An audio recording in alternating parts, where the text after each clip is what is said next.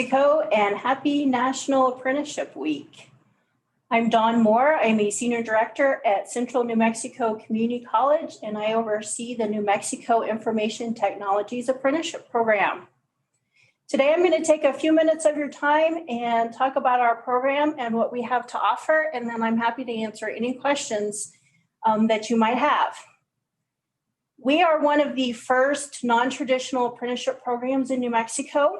We have 5 apprenticeship pathways and numerous pre-apprenticeship pathways, all in our information and technology industry.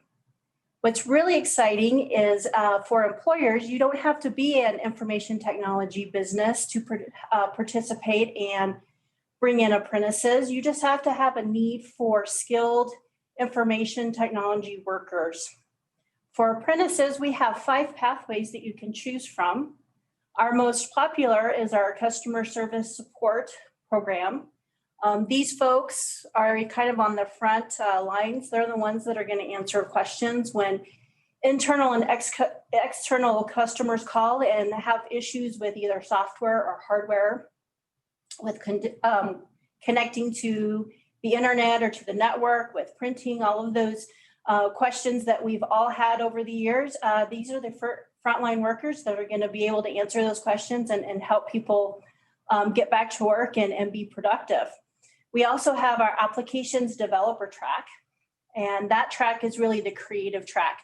These are the folks that are actually building the websites and building the software that companies use, putting together programs as well. They're also the ones that troubleshoot. So if something's going on and something's not working correctly in a program, they're the ones that are going to dig into that code and figure out what's wrong and where it needs to be fixed and get it rolling for the company as well. We have cybersecurity. I know most of you have heard lately that we are in need across the nation for cybersecurity professionals. Our cybersecurity technician track puts you in at the ground floor of cybersecurity to protect networks and protect companies and government agencies from getting hacked and for things just going wrong and for things to get taken off of specific servers. That one's exciting that we have. That one requires a little bit more schooling than our other tracks do because it's so vital to the security of all of our systems. We have our coding program, and with our medical coding program, those are the folks that sit down and work through patient records and make sure that everything that happens during an exam gets coded correctly into the system for it to go to insurance or for it to go to billing for the patient. Again, a lot of coverage on the need for medical coders out there right now. A lot of that stuff is always remote, not just in COVID times, but beyond that. A lot of that is stuff that you can do from home as well. And our last one is our network technician program. And these are the folks that keep everything behind the scenes rolling. Most large companies have their own private network systems. They have their own server systems. These are the folks that are going to make sure that everything on the network stays up and running and not crashing so that businesses can continue to work. It's vital right now to have skilled network technicians because everybody is still working remotely, and before we start coming back into the office and getting back to work as we did in the past, those network technicians are working overtime to make sure that everybody can still access what needs to happen while they're working from home in their comfy sweatpants. So those are the 5 tracks that Week-NMITAP has. C&M runs these programs to the C&M Ingenuity arm, which is the workforce training arm for C&M. And each apprenticeship has 3 levels. You start off at level 1. They're all competency based. So you have a set of competencies that you work through and you learn from your employer on the job. At the same time, you're in classes through C&M or some of our other educational providers. And so you're learning in the classroom You're learning from professionals and experts that way, but you're also learning from professional and experts that you're working with on a daily basis as well. What's really exciting is that you have the opportunity to move up during your apprenticeship from level 1 through level 3. Each level is a paid work experience. So you are paid in as an apprentice. It's a learn and earn kind of situation. So you're learning as you go, but you're also getting that paycheck as well to go. So there's a couple of interesting pre-apprenticeship programs that we also offer. We offer our deep dive boot camps into our technology fields as well. We have different boot camps that you come in, you spend 8 to 12 weeks in the boot camp. You learn everything very quickly, but very thoroughly. And once that pre-apprenticeship work is done, then you're ready to step into an apprenticeship role and go into your work with an employer where you're, again, getting a paycheck as you're continuing on with your education as well. Beyond pre-apprenticeship programs, we do offer some of our apprenticeship programs where you can take a class on campus, right now online, for credit. So if you've thought about possibly going to school and getting that degree, then you can definitely work through the credit side of the house and get some credits under your belt. And when you're done with your apprenticeship work, then you can come back in and finish up that degree that you've already earned part of your credits required for. So for employers out there, it's important to know right now as we're really struggling with how we're going to keep things running, and we're struggling with what the new normal is going to look like. Apprenticeship is a great answer for you. You can bring somebody in. We give you the list of competencies that need to be complete. So we hand you a training guide. You work through that training guide with your apprentice so that they're learning skills that stack upon the next set of skills that stack on with the next set of skills, while we're backing you up with that related instruction that they're getting out of the classroom. Again, it's a paid position. However, for apprentices, as they're learning, we do step up that compensation, and typically it can help save some employer dollars on the back end if you choose to go with that apprentice and give them that benefit of education along with a reduced salary as well. So, it's a great opportunity for folks that are looking for employment. It's a great opportunity for employers that are looking to bring in new folks. It's a great opportunity for employers that are looking to skill up some of their entry-level workers to that next level.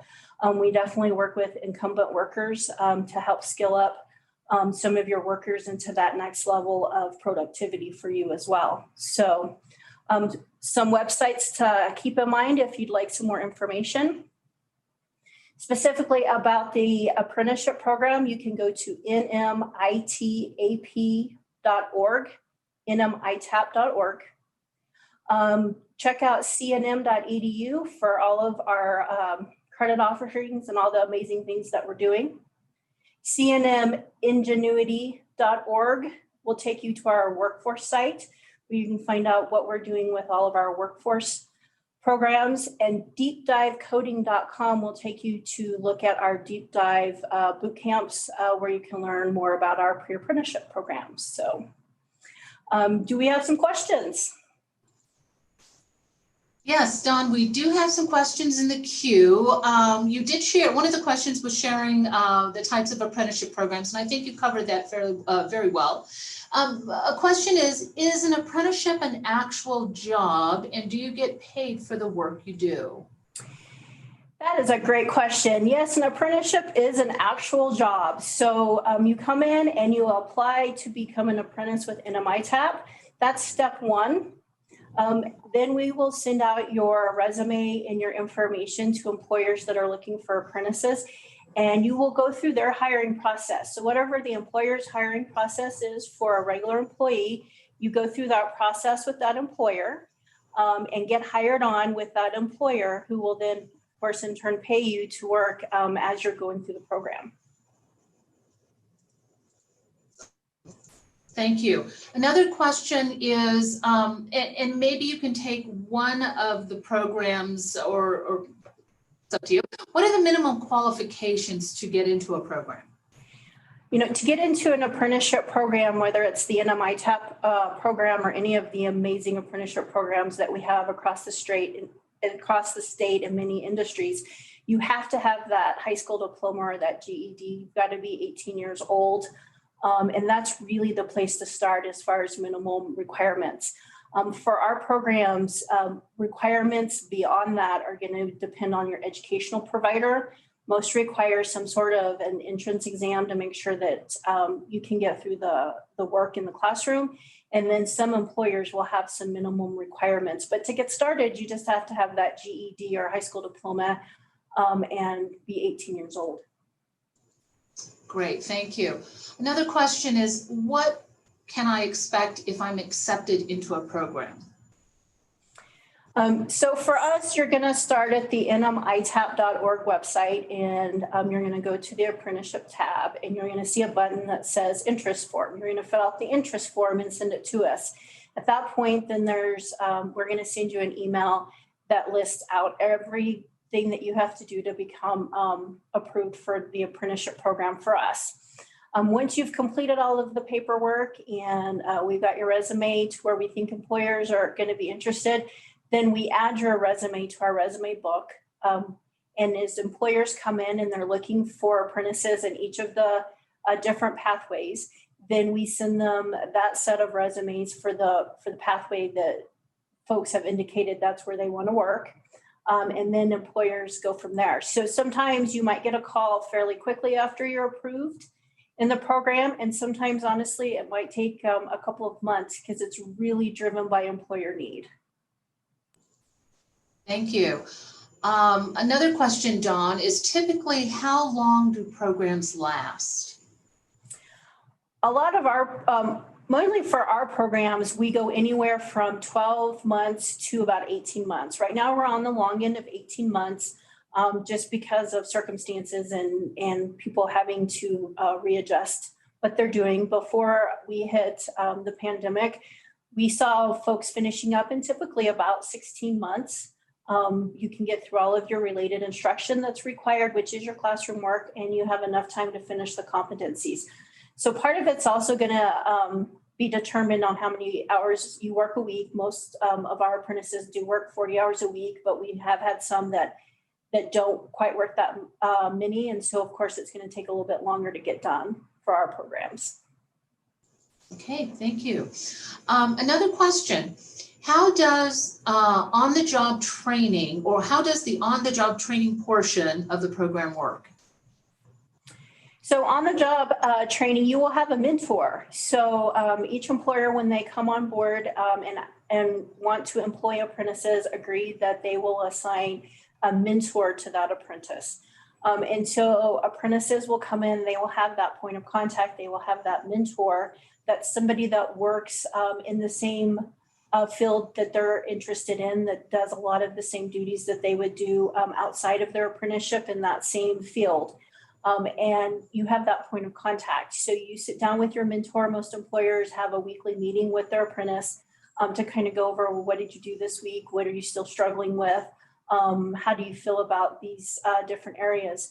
We do provide the competencies. Ours is a competency-based apprenticeship program, which means it's not done in an X amount of hours. It's done by how quickly you master those each of those skills. So we've given the list of skills to the employer. The mentor will sit down and make sure that the apprentice has the opportunity to work on projects and do daily tasks that are going to teach them the skills that are required to move up from each level and then to complete the apprenticeship program. And so it is structured. It tends to be a little more structured than just a typical training program. If you got hired in off the street a lot of times, because you do have to sign off that you understand and can complete these tasks and these skills. And the mentor also makes sure and lets us know that you have completed what you need to do to be able to master those skills as well. Great, thank you. And that answered a couple of the questions together. So I think this is probably the million-dollar question is how much are apprentices paid during the program and how much can they expect to make after completing their program? So how much an apprentice makes during the program really determines which apprenticeship program you go into. So there is some rhyme and reason, and there is a bit of a formula that we use. We go on and we find out through a federal system what is the average that somebody in that job makes in the state of New Mexico. And then as an apprentice in level 1, we pay you 60% of that or more. The minimum would be 60%. When you move up to level 2, the minimum that we would have the employer pay would be 70%. And level 3, the minimum the employer would pay would be 75% of the average of what somebody who has the skills and the background and possibly the education would be making for that position. We have a great success rate with folks finishing up their apprenticeships and staying at the company that they apprenticed for. Most of the time then those apprentices move up into that, whatever the average is that the employer pays that position for their company, tends to be where our apprentices land as far as hourly wage or salary. Great. We have a question that, let's see, is how long does my resume, you referenced the resume book, how long does my resume stay in the resume book? And can I update that resume at any time? We would love for you to update your resume. Anytime you have experience and you've learned some more skills or you've taken a class or something, we will always have you send an updated resume and switch them out. We keep resumes in the resume book until somebody gets hired or decides that they don't want to be in the apprenticeship program any longer.